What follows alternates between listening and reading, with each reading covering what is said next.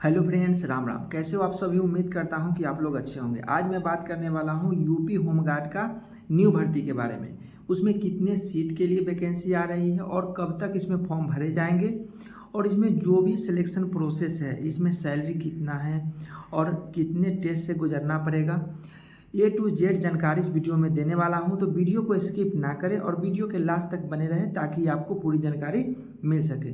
सबसे पहले से बात करते हैं कितने सीटों का वैकेंसी आने वाली है। तो ये 44,000 सीटों का वैकेंसी आने वाली है और ये नोटिफिकेशन अभी तक क्लियर नहीं आया है। नोटिफिकेशन जैसे ही आएगा वैसे ही फॉर्म भरना स्टार्ट हो जाएगा। अभी सिर्फ ये पेपर में दिया गया है, न्यूज़ पर दिखा रहा है। अभी ये क्लियर नोटिफिकेशन अभी नहीं आया, लेकिन बहुत ही जल्द इसका नोटिफिकेशन आ जाएगी और फॉर्म भी भरना स्टार्ट हो जाएगा। ऐसे माना गया है तो जुलाई के लास्ट वीक से इसका फॉर्म अप्लाई शुरू हो जाएगी, नहीं तो अगस्त फर्स्ट वीक से इसका फॉर्म भरने का जो प्रोसेस है वो शुरू होने लगेगी। अब बात करते हैं इसमें जो 44,000 वैकेंसी आई है, इसमें क्या लड़का के लिए है या फिर लड़की दोनों, लड़का लड़की दोनों के लिए।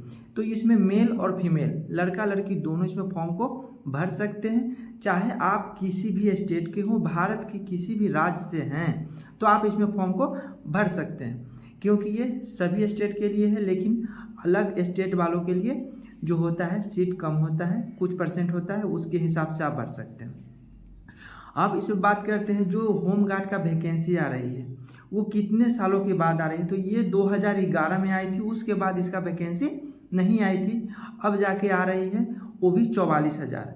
2011 के बाद जो वैकेंसी आ रही है, टोटल समय जो अभी तक इसके बीच में लगा है वो 13 साल प्लस इसका समय हो गया। अभी तक कोई वैकेंसी नहीं आई। 13 साल के बाद ये वैकेंसी आ रही है, 13 से 14 साल के बाद। तो इसमें बहुत ही कंपटीशन होगी। होमगार्ड ये ना समझें कि होमगार्ड ये जॉब है तो होमगार्ड में सैलरी कम होती है, चाहे इसमें आगे हम नहीं बढ़ सकते हैं, ऐसा ना सोचें। जो भी इसमें एलिजिबल हैं, जैसे कि इसमें क्या है, आयु सीमा तय है, शैक्षणिक योग्यता तय है, इसके अंदर जो भी आते हैं फॉर्म जरूर भरें, क्योंकि इसमें आप ऊपर बढ़ सकते हैं। जैसे कि आप होमगार्ड में भर्ती हुए हैं तो होमगार्ड 3 साल सेवा करने के बाद आप इसमें यूपी जो कांस्टेबल होता है, सिपाही जो पद होता है, उसमें आप जा सकते हैं एग्ज़ाम दे करके, क्योंकि उसमें एग्ज़ाम देने से आपको बहुत ही छूट मिलेगी, जिसमें आपको बहुत ही कम नंबर पर आपको सेलेक्ट किया जाएगा, आपको उसमें नौकरी मिल सकती है। तो आप होमगार्ड में पहले फॉर्म भर लें, उसके बाद 3 साल सर्विस होने के बाद आप उसमें जो आपका यूपी कांस्टेबल में भी आप जा सकते हैं। अब बात करते हैं इसमें एज इसमें कितना है। तो 18 वर्ष मिनिमम है और मैक्सिमम जो है 40 वर्ष, 5 वर्ष बनने की संभावना है। तो 18 से 45 वर्ष इसमें एज की लिमिट है। आप इसके अंदर आते हैं तो आप इसमें फॉर्म को फिलअप कर सकते हैं।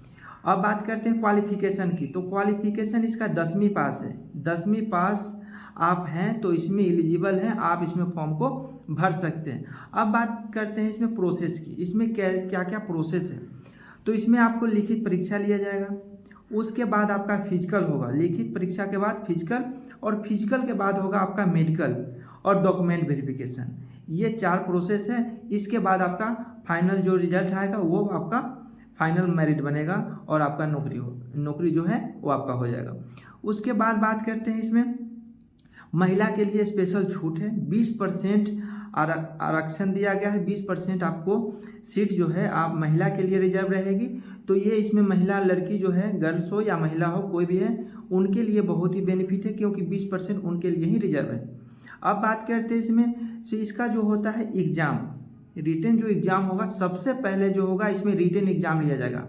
तो जो रिटन एग्ज़ाम है वो कितने नंबर की है और क्या क्या सब्जेक्ट से क्वेश्चन पूछे जाएंगे। तो वो है सामान्य ज्ञान से आपको क्वेश्चन पूछे जाएंगे, सामान्य हिंदी से क्वेश्चन पूछे जाएंगे, और मैथ से और रीजनिंग, मतलब 4 सब्जेक्ट हैं जिससे आपको क्वेश्चन पूछे जाएंगे। Total 150 question. एक क्वेश्चन 2 नंबर के होंगे, 150 क्वेश्चन, और टोटल 300 अंक के। टाइम जो है आपका समय दिया गया है, 2 घंटे का समय आपको दिया जाएगा 150 क्वेश्चन हल करने के लिए। ये हो गया इसका जो रिटन एग्जाम। उसके बाद आता है फिजिकल। फिजिकल में क्या होगा, फिजिकल में 2011 में जो हुआ था उस हिसाब से इसमें फिजिकल नहीं लिया जाएगा।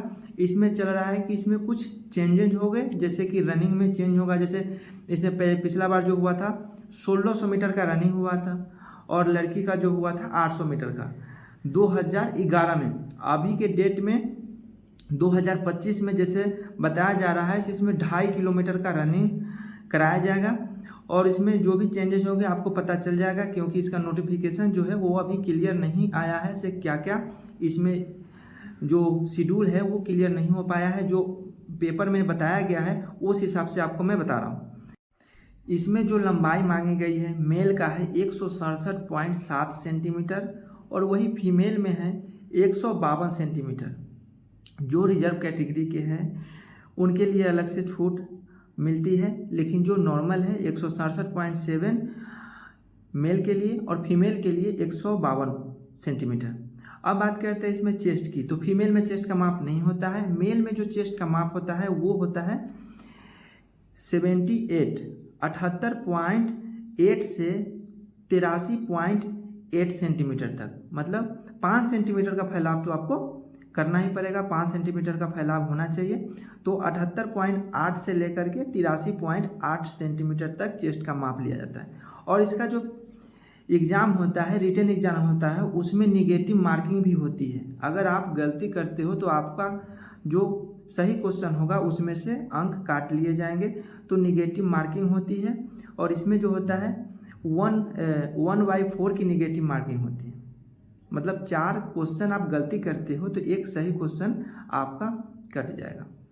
अब बात करते हैं इसमें इसका ड्यूटी क्या है। तो इसका ड्यूटी वही है, सेम सिपाही की तरह ड्यूटी है। आपको थाना में भी ड्यूटी करना पड़ेगा या फिर ट्रैफिक पे भी ड्यूटी करना पड़ेगा और ड्यूटी होता है 8 घंटे की ड्यूटी होती है। तो ड्यूटी आपका नॉर्मल है, घर से आपको ड्यूटी करने आना है। आपको बहुत ही इसमें टाइम जो है होता है लिमिट होता है, 8 घंटे की होती है। और इसमें जो होता है आपको अलग से भी आप बिजनेस कर सकते हैं, जैसे घर पे है तो आप खेती बाड़ी कर सकते हैं या दूसरा कोई भी आप काम कर सकते हैं, क्योंकि 8 घंटा का ही ड्यूटी होता है, आप फिर घर जा सकते हैं। अब इसमें बात करते हैं सैलरी की। तो सैलरी जो होता है यूपी होमगार्ड हो चाहे बिहार होमगार्ड हो चाहे कहीं का भी होमगार्ड हो, उसमें जो होता है सैलरी कम होती है। एक सिपाही की अपेक्षा सैलरी उसमें थोड़ा कम होती है। तो नॉर्मल जो सैलरी इसमें होगी आपका 26,000 से 28,000 के बीच इसमें सैलरी होगी और धीरे धीरे सैलरी इसका बढ़ती रहती है। तो ये हो गया इसमें सैलरी हो गया। और क्या इसमें बेनिफिट है वो मैं आपको बता दिया, क्योंकि आप इसमें एक बार ज्वाइन हो जाएंगे उसके बाद आपको सिपाही बनने से कोई नहीं रोक सकता, क्योंकि आप एक होमगार्ड में गए हैं तो आपको आरक्षण मिलेगा।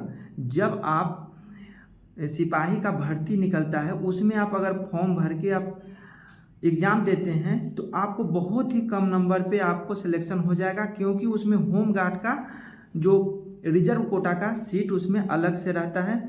जैसे कि 10,000 वैकेंसी आएगा, उसमें से 2,000 या 3,000 ऐसे करके उसमें सीट जो होता है एक होमगार्ड के लिए रहता है। तो होमगार्ड में आप अगर गए हैं तो आपको सिपाही बनने से कोई नहीं रोक सकता है, आप उसमें आराम से सिपाही बन सकते हैं। तो इसमें आपको पैसा शुरू में कम रहेगा, धीरे धीरे पैसा बढ़ेगा और ये एक अच्छा जॉब है। जो बेरोजगार है उसके लिए तो बेस्ट है। जो इसमें इंटरेस्टेड नहीं है उनके लिए तो ये जॉब अच्छा नहीं होगा, लेकिन जो गरीब है और जो मजदूरी करता है और जो पढ़ाई बहुत ही मेहनत से करता है, गरीब घर का बच्चा है, उसके लिए जॉब कोई भी जॉब खराब नहीं होता है। हर एक जॉब उसके लिए बेस्ट होता है। पहले आप एक जॉब तो करें, उसके बाद फिर तैयारी करते रहें, क्योंकि 8 घंटा के बाद आपके पास पूरा घंटा, आपके पास 16 घंटा है। 16 घंटा में आप तैयारी करें, चाहे आप उसमें कांस्टेबल बन जाए या फिर दूसरा जॉब का तैयारी कर सकते हैं, लेकिन पहले जॉब तो मिल जाए। तो ये आपके लिए सुनहरा अवसर है। आप जुलाई लास्ट वीक से आपका फॉर्म अप्लाई होने का संभावना है, नहीं तो अगस्त फर्स्ट वीक में। ये था यूपी पुलिस के बारे में जो जानकारी न्यूज़ में बताया गया या फिर पेपर में दिया गया, उसके माध्यम से जो भी इकट्ठा हुआ वो बात मैं आपको बता दिया हूँ। वीडियो कैसा लगा कमेंट में ज़रूर बताइए। अच्छा लगे तो वीडियो को लाइक करें, वीडियो को ज़्यादा से ज़्यादा शेयर करें। चैनल पे नए हैं तो चैनल को सब्सक्राइब करना ना भूलें। फिर मिलते हैं नेक्स्ट वीडियो में, तब तक के लिए जय हिंद जय भारत।